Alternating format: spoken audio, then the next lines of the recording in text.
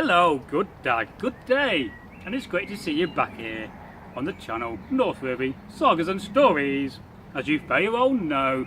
Now, I'm your host, Bragi. I'm the son of Magnar, and I'm a Scot.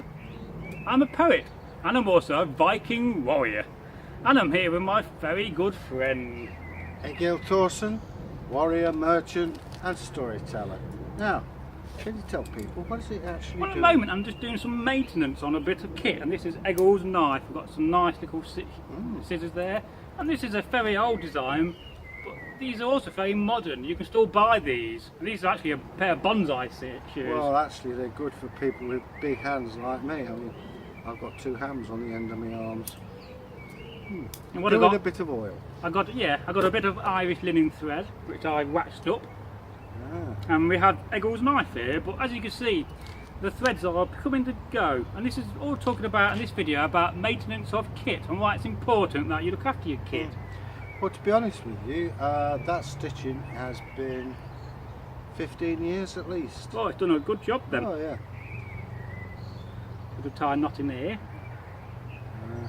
So just, we'll keep talking. No, I'm just fascinated watching it. I could watch Craftsman all day. There you go. It's very important that you learn to practice and learn the ability of sewing, because sewing your kit is one of the most important things you could learn. Well, it's no good wandering around with your trousers in a mess or your belt dropping And all off. being well, I should better pull this through my hand. The difficult bit is always getting started when you're doing a bit of sewing, and try not to get knotted up too much. And you also want to make sure that the knife tension is really nice on the thread.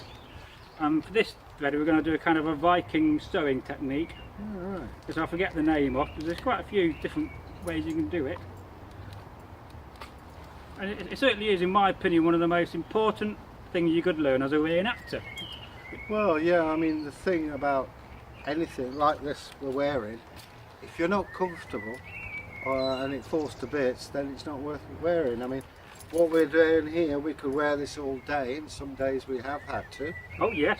Maybe even walk it. I did a procession through York. I've done one through what part of Derby, I think. Oh, we've done Derby a few times. We did a procession through Amber Valley once, didn't we? That was it, where, yeah, I remember that. But if you have kit that falls apart or is badly maintained, well, it's also a matter of pride, isn't it? Now you may ask, why do you wax your thread up? Okay, why do you wax your thread up? Well, if I don't wax my thread up and it's unwaxed, if it ever splits or gets weak, it will deteriorate very fastly. But with wax on, it will always stick and bond together. So it just ensures that you get a good thread. Is that why on your cleaning kits you've got an earwax spoon? Yeah, you could get your wax from your ears and use that. It should take me about 10 minutes to do this whilst we're talking to you, so I hope you enjoy this video. This is a bit of an impromptu video which I just sat down to do. I mean, how are you good at your sewing, Egil? I can sew, but I'm not that brilliant. I suppose it's to do is practice more than anything. It is. I've had a lot of practice. I mean, I've made many things in this period, as well as other periods from the 19th century onwards. Well, I did do the work on my scabbard, but I'm the first to admit it's not brilliant, but it does the job. As I say, this was done 20 odd years ago. And one of the problems you do get with wax thread, it can knot up. It's done here, so you've just got to be very careful to unknot it. So I'm getting slightly knotted in the old thread there. Well, also what it is patience, isn't it? And that's it is one patience. thing I don't have. I think it's something you cultivate. I mean, I can sit down and sew all night on a good night, and I really do enjoy sewing. And I'm really glad that when I got into this period that I learned things like this. Well, this is one of the things throughout history. You know the old saying, the devil finds work for idle hands. And right through even to the late 20th century, you didn't just sit there and do nothing like I'm doing. You did something, whether it's sewing, spinning, and especially the women, they did spinning and they were knitting, maybe some embroidery, or what's more like is repairing stuff. And this will last years, this thread, so you're never going to have a problem with this thread coming loose. And again, the thread in the Viking Age would have to be made. You couldn't nip down the old shops and buy I'll have a regular thread. You had to make it. Well, in this case, this came from Ireland, so this is Irish linen. So, Right. the process of getting it from Ireland to the Midlands is Derby. It's a long process. I can tell you now, spinning flax is one of the hardest things I've ever done. My fingers bled. You cut a fleece off a sheep, dead easy. But linen, my goodness me, it's very, very hard. And you get calluses on your fingers. I say my fingers bled. So in those days, I'm sure a lot of the spinners, and it wasn't just the women who span, everybody had to do their own amount of spinning. And of course, single women did more spinning than everyone else. Hence the word spinster. Yeah. That's where it comes from. And of course, locally we have spinning cottages. Yeah. We'll have big windows on the top floor, just designed for ladies to spin. There's some beautiful spinning houses in Belper, Oh yes. down Long Row and Short Row. And they've got 3 stories, and the top story is where they used to work. And they're very nice and very sought after houses. There's a strange noise above us. I reckon that's one of Loki's creatures. No, it's Thor's is that one. Oh, right. The shape of it. But hey, these things happen. And this is just a very simple knife. Let's take a talk about this. I had this again. This will be about 25 years ago. It didn't cost me much at all. It's an eating knife. It doesn't hold its edge that well, although that's not bad. Yeah, I could always make it a lot sharper for you. Yeah, but it's got my name, Rune Egil, and some signs of the Odinic faith. Now I made a slight mistake there. Sometimes you do when you're not concentrating. I'm just going to go back one. And the other thing about your thread is you always got to try to estimate more thread than what you need. Yeah, right. And if you ever have a problem where your needle keeps coming off, what you can simply do, you can make a hole here, just below your needle, Right. if you can get in, and then you can push your thread through. Right. Because this is so waxed, this thread, it's very difficult to make a little hole. But if you set a little hole, Eggle, Alright. if I poke that through there like that, Yeah. and then tighten up the thread, now you can see I pull that and that needle won't come off. Now that's something I am not aware of. So it's a simple technique. It pays to learn these things. I think the old stitch is about had it, hasn't it? Yeah, this won't last too long, but no, this is going to last you years. This will outlive you. Well, as I say, I mean that was done. You can take it to the grave with you for many, Right. many years. I made that when Taiki moved into his. Old bungalow. Yeah. So that's going back a bit. Because I heard from Tick here the other day. He was asking how I was and asking how my dad was, my father. Magnar. It was very kind of you, and thank you very much for that, Tick here. Yeah. Another skill I've had to learn in reenactment is basically tailoring. I can basically tailor a jacket from nothing. So I've had to learn to do that for 19th century reenacting. Yeah. So I think if you could manage and tailor a jacket for yourself, and the regiment I was in don't have a simple jacket, it's a very complicated jacket. And I literally spent 4 years of my life studying how to make that jacket. Is that the Swallows? No, no, we're Chashures, not Swarves. No. No insulters. And that would be the 14th Brooklyn, New York State Militia. Which, I'll always, you can cut me in half, you'll see the words Viking, but you'll also see in big letters a 1 and a 4 and a T and a H. Because I'll always will be a red-legged devil. I wasn't born a red-legged devil, but it's a regiment I love. Speaking of the American Civil War, I have 2 ancestors killed in that war on Yeah, I find that amazing. opposing sides. One fell off his horse into the Ohio River, the other died of disease, which I believe is quite a common Well, it was thing. very common in the period. And in fact, the biggest battle reenactment I went in was with 2001, the Battle of Gettysburg, the 138th reenactment celebration. And I believe there's over 35,000 people on the battlefield. Can you imagine that number? Yeah, no, it's amazing. You know, that's like half the size of Derby town. Yeah. You know, it really was an amazing sight, experience to reenact. Although slightly off subject for us. Yeah. But hey, it spices the curry, as they say. But You know, you've got a slight problem here, but one of your holes is broken. yeah, I'm not So- surprised. I'm going to have to make a new hole there. I've got my knife if you. No, I don't need a knife. What I've got to do is unpick this at the end to pull my needle off. This is why often I don't do that. All right. Sometimes I do, and sometimes I don't. Just Can I have a sip of water? Well, I don't blame you. My authentic I bet you wish it was Viking mead. Ooh. Of course, if you'd like to see more videos like this, then we will be making them. I mean, I have talked about in live streams showing you how to make a hat and having you sew with me. It'll take a little bit of preparation, but I think it'll be worth doing. The fishing cap like Yeah. you put on.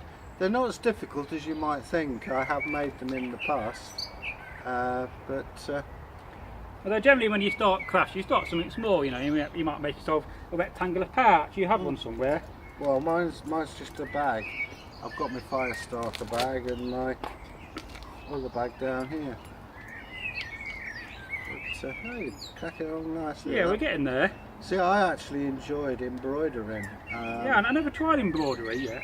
My late mother taught me some of the stitches. I've got to. Well, I'll give you a cloak, you can embroider it for me. I know TK's got some very nice embroidered kit. Well, Nyala's got an old cloak of mine that I embroidered many years ago under the instruction of my dear mama. I'm struggling there, so I've got to push the needle through on this table. Sometimes you've got to just use the tools you've got available. And if you're very lucky, we'll get to the end down here and we'll just have enough thread to tie a knot and finish it off for him. Yeah. So, as I say, while you're doing that, here is the shape of my knife. And this shape of blade was common to the Vikings. And it's a style that's even right up to the 15th century. In fact, my father had a penknife with the shape of this blade. He seemed to like it like that. It's called an Old English blade. It is, it's a very nice style. And if you look out for old knives, you can convert them very easily into dark age knives. Well, here's an interesting thing. When I lived in York, where they built the that new entertainment place. Oh yes. I actually was on the dig on that in York, and I was walking by where the plants were in the trough, and lo and behold, it looked like just a piece of metal. What it was a medieval knife blade.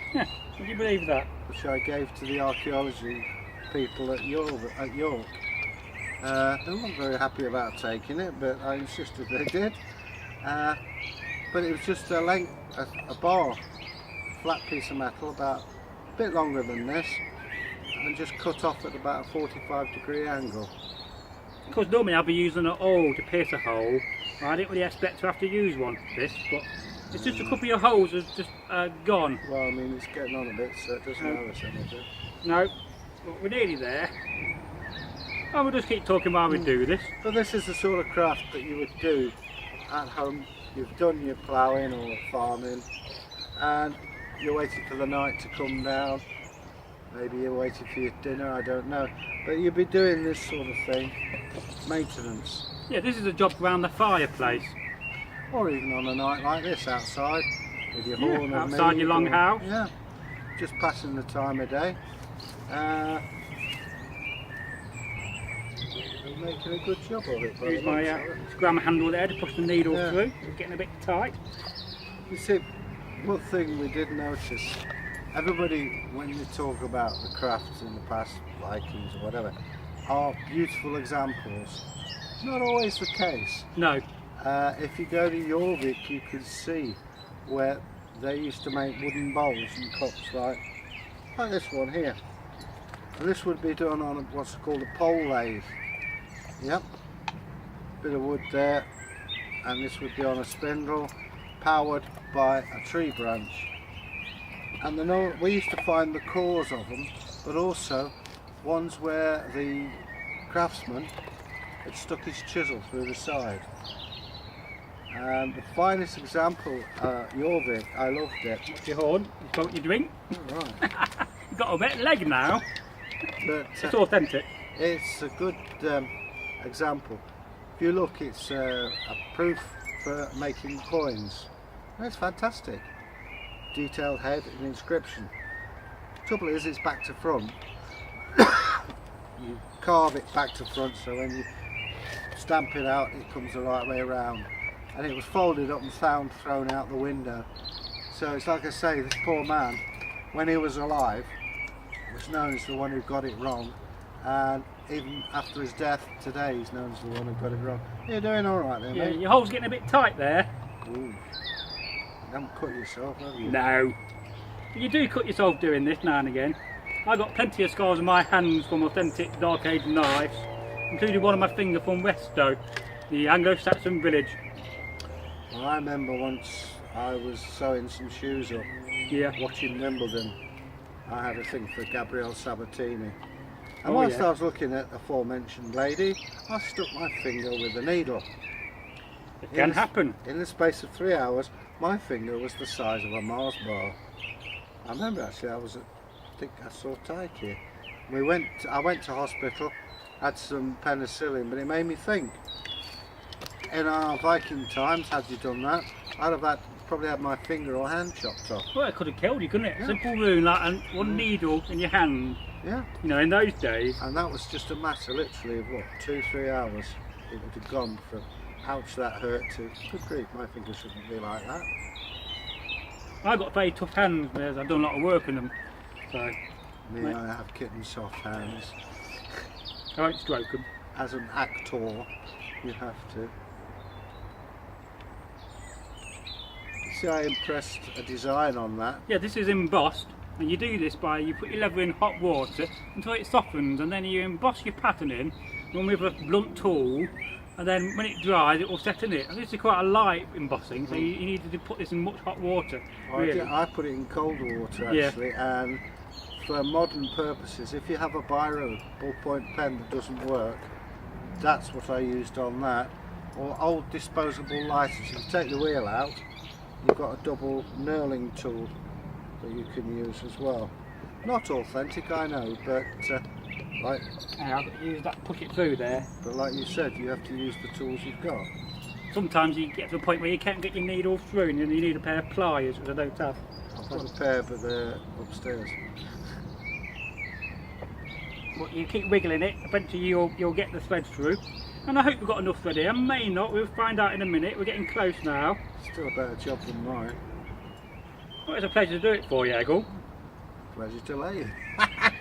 And we get to make a video out of it. And I'm sure our subs will like this. Yeah. And this will be on a Saturday, probably. Alright. That'll be next week. Well, not next week. Next week we've got a video on Saturday about Viking swords and lance axes in the Viking age. Ah. That's been done with the old camera, not this new camera.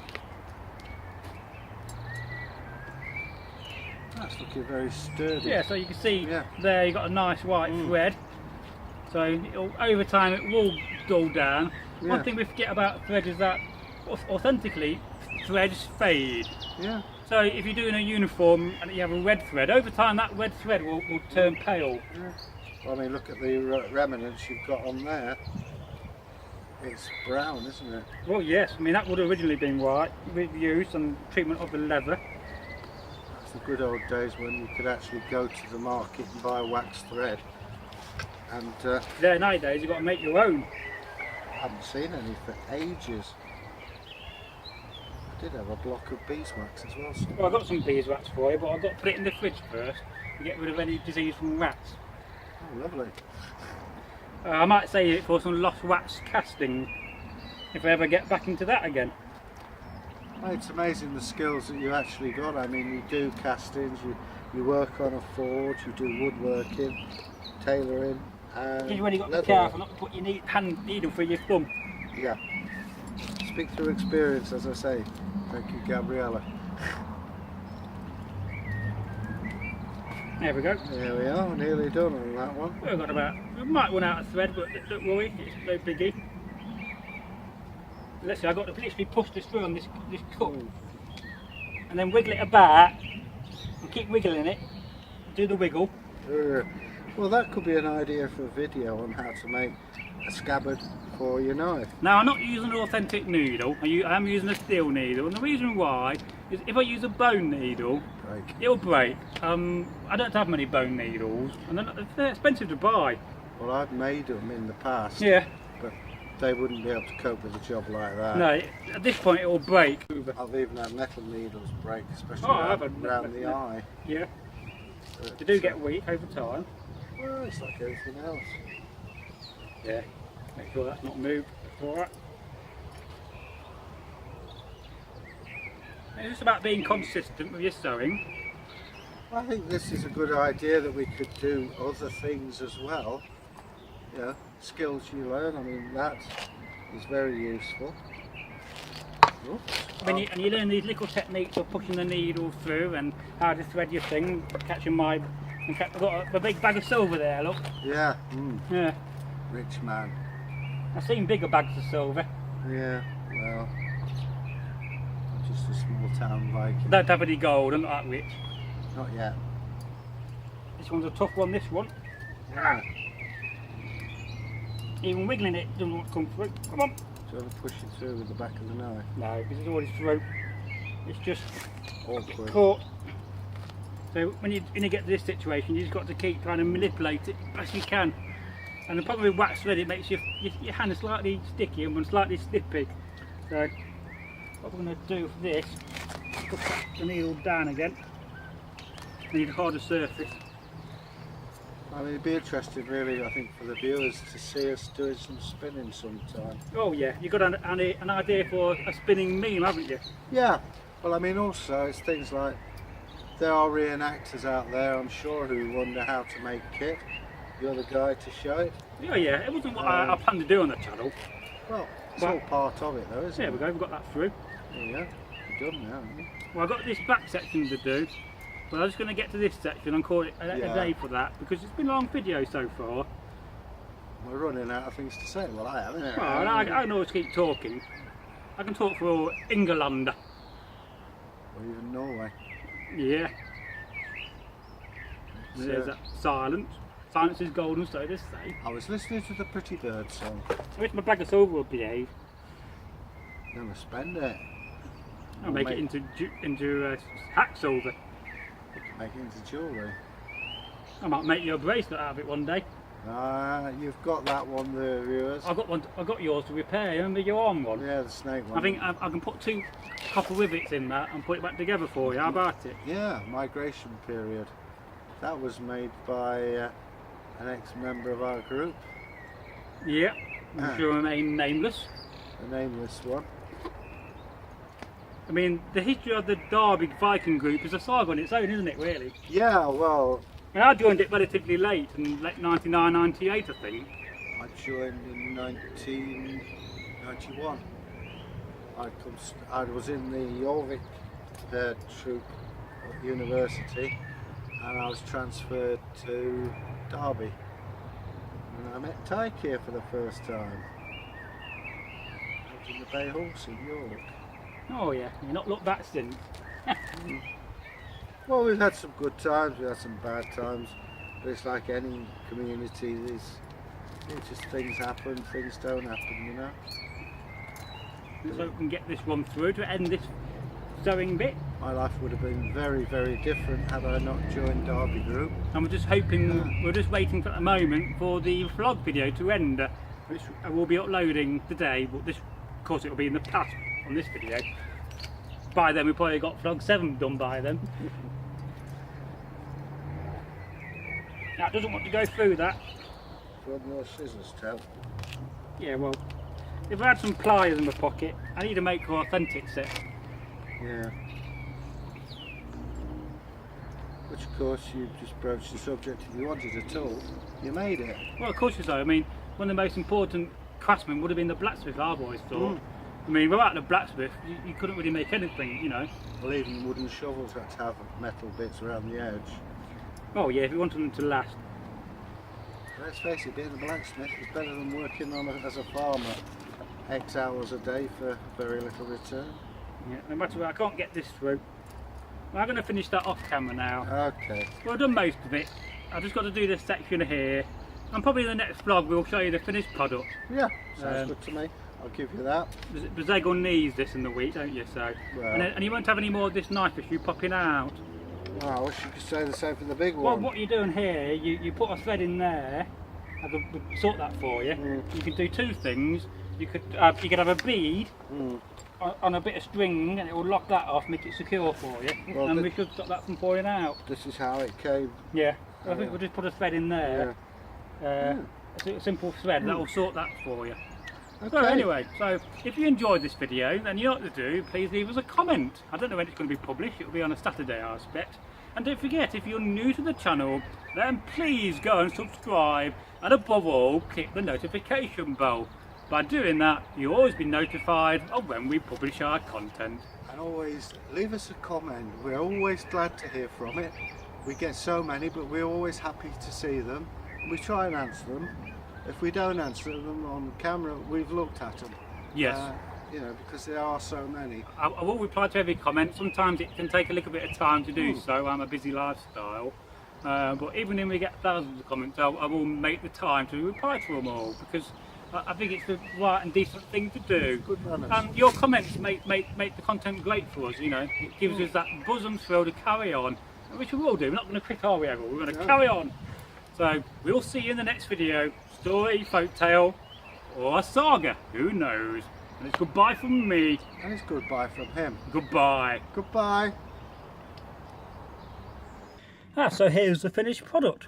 Now I just finished sewing this section here. I can't show you myself because I'm in modern clothing now. And here's the back end of it. And there you are, Eggle. Thank you very Want to much. grab that off me? Thank you very much. There you go. Oops, showed you some modern patio there. I didn't have that in the dark ages.